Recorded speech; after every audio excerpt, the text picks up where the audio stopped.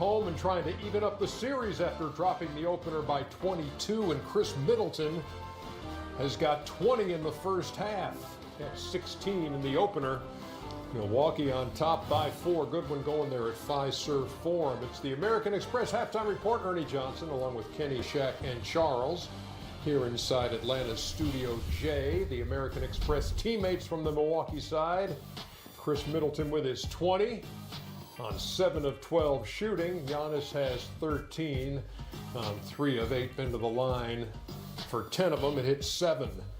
Talk about Chris Middleton, Chuckster. Well, the first half he's had. I've told you he's an all-star. He's played very well. But I've told you all along the key to the Bucks is going to be Eric Bledsoe. And we said before the series, you said he's going to at least have to hold his own. He's got he only had 6 points the other day. Yeah, can't have that. But the thing he can do, he doesn't have to score a lot of points. He has to speed up the tempo of the game. Kenny always talks about what makes Steph terrific, Rondo in his day. They control the tempo of the game. The Milwaukee Bucks have arguably the worst half-court offense in basketball. You give the ball to this kid who's a hell of a player and say, score. Like, listen, 105, listen, I didn't go to class a lot in college, but 105 ain't going to work. In no basketball, Michael Jordan couldn't score 105, Kevin Durant can't score 105. But to me, they've got to get Giannis the ball in better situations. Run a pick and roll, and what you do in a pick and roll, you force them to either switch or double and gives him an advantage. But if you just give him the ball and have him going 105, that's not going to work. Yeah, we've heard Marv Albert and Chris Webber talking about Boston building a wall against the Greek Freak. Building a wall is always a bad idea, America. Sorry. As great as Giannis is, at some point he's going to have to figure out when you're the focal point. Sometimes you got to do other stuff. Chuck's makes a great point right here. This is what he's been doing all year. He's going to push it and push it. But if you're going to play guard and you see that the defense is back, do something else. Don't try to spin, because when you're in the playoffs, and this may sound weird, you don't want to be able to score. You don't want it to be that hard. Chuck knows what I'm talking about. You want it to be effortless. You want it to be flawless. But right now, the defense is waiting for him. I'm actually surprised that Bud has not recognized this and call like a cross screen for him or pick and roll like Chuck has said. No question. Right now, he's working too hard to get these buckets. But like I said, when you're the focal point, sometimes you got to do other things. You got a lot of shooters out there. Give it up. Come down and then get it later. You just can't dribble 1-on-5 and the defense is sitting there waiting for you. And then when you get it on the post, you got to go quick. If you get it on the post and turn around and face up, now the defense can set and see what you're doing. So he's going to have to. And how good has Horford been? Al Horford is the consummate pro. This game is simple. Never done anything that flashy, but man, he's done a great job. Timely offense and the defensive job. He's created some problems. But he's not working hard to get his points. Yeah, but let me tell you this, though. He should not be able to guard Giannis one-on-one. Well, he isn't. They feeling that. I know that, but I'm saying everybody's saying he's playing great defense. It's more bad offense. And I hate when Giannis brings the ball up the court because they're already basically playing the zone. That's a mistake. Yeah, you bring up Horford and you brought up Bledsoe. And, besides this being a three-point fest, the one thing that I noticed is what Kevin Love was for the Cleveland Cavaliers in their run and what Klay Thompson is. They're the third scorer. They're the scorer that wins that battle. They won that battle every time, and that made them the NBA champs. I see you, Ernie. I saw you leading. I saw you in. It wasn't me. I see you. You're halfway out of your No, it wasn't me. I see you. You know what? I was paying attention to Hey, look, I already whipped you. That's I right. don't need to again. Nobody. Remember, you're on a one-game winning streak. That's not a streak. Nobody's trying either. But this is early in the game. You have to win that battle when you're the third scorer, or whoever that might be. They have to win the battle. And early in the game, like you said, the last game he had 6 points. But the first play of the game, he is being aggressive, but basketball is about great decisions. Do you make a great decision while you're being aggressive? And no, he didn't. First play of the game, off to the races. I was worried about him. But then, freeze it here. It's like, am I going to not be aggressive now? Am I going to be nervous? No, Bledsoe says I'm not going to be that. I'm going to get to the rim. I'm going to make a better decision and get to the lane and finish it this time. But on the other end, we talked about Al Horford winning this battle. Freeze it here. He says, I'm going to stop. I see Lopez stop. Good decision. So I'm going to stay out for 3. No one's coming. No rotation from Bledsoe because he doesn't want to leave Kyrie. boom, knockdown. Next time he says, this is basically the handoff is the same as the pick and roll. He goes, sets it again, frees it here. Now he looks and he says, oh, he's coming to help too much. Now I can dive. So the decisions that he's making is just great. And now whoever wins that battle is going to win this game. Third scorer, that's going to be the guy who wins it all. Those are some white pants, man. Well, those things are glowing out there. They actually excel in person. Next to the wall. They excel in person. A coach's job is to put you in position to be successful. They're not doing that with Giannis. They're putting him in a position to try to have to go, like he's working so hard, and they've got to do. It's never a good thing. It's never a good thing. 59-55 is the Milwaukee lead. Isaiah Thomas celebrating number 58. Happy birthday, Steve. Happy birthday, great job today on television. Yeah. Happy birthday to the great Isaiah Thomas, the greatest little man to ever play the game. I agree with that.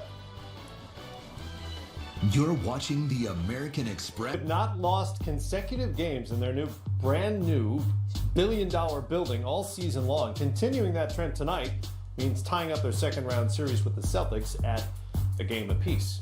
Chris Webber is courtside in Milwaukee for game 2. There he is right there, and you'll see him and the broadcast at the top of the hour on TNT.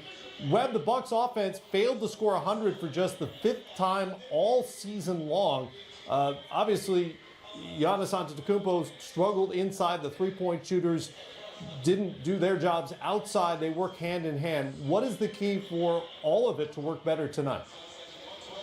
Well, to get Giannis going, and these are the playoffs, and so not only did they have their worst game of the year, but they were 30 points behind their playoff average of about 121 and 20 points behind their average of 114, the third highest ever in Bucks history. And so I expect them to try to get out and get the pace. Giannis is great when he's playing downhill.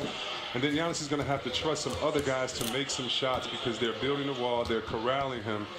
And they're making adjustments to what teams didn't do during the season. They're guarding him with the center and Al Horford, and then coming in with Baines. And so I think it's upon Giannis to grow during these playoffs, to figure it out. And even though he made 3 threes last game, he cannot rely on that this game. He needs to find a way to get in the paint. 17 points in the paint, only been done with Shaquille O'Neal, since Shaquille O'Neal. And so they need to get him to his sweet spots. But it was also the first time the Bucks have allowed a team to shoot 50% since early February.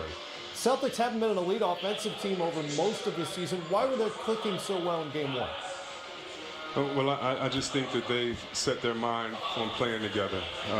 Not that they were bored during the season, but they were figuring out who they were. And they were getting Gordon Hayward involved back into play. They were trying to find out how Kyrie fits in with this team. And so I think it was a learning process for them as a team. But I tell you what, defensively, the Bucks couldn't handle their pick and roll the other night.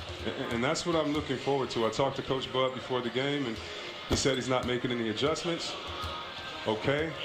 But they better make an adjustment in effort and on the defensive end, specifically in the pick and roll where Horford is such a great shooter wide open. But even more importantly, if you try to just put a Band-Aid over it, he's a great passer as well. So looking forward to see how they try to stop the pick and roll of the Boston Celtics tonight. Hey, Chris, I want to go back to Giannis for a second if we can. He took 21 field goal attempts in game number 1, had 2 assists.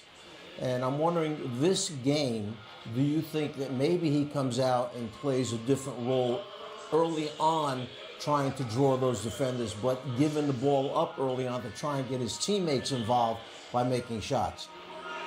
Yeah, Coach. I mean, you know this game, backward and forwards. I would hope that that's what they would do, but they have to put Giannis, I feel, in the post as well. And when they put him in the post, it allows him to play point guard out of the post. And I don't mean traditional Shaq back to the basket, but what I mean is that being a guy that played in the post, you can see the double team before you dribble. When he's at the top of the key, he's already into his dribble. So when he goes into his spin move, when he goes into other things, even though he's trying to get other guys involved, you're giving the defense a chance to get their hands in, to come help. And for me, I'd like to see him stationary at that free throw line or in the post area where that one step of explosion is such a threat that the defense may not be able to get to him as quick as possible. And then he has the option to score or to pass, but he needs to get guys involved. C. Webb, what member of the supporting cast from Milwaukee do you think will have a bounce-back night tonight? That's a good question.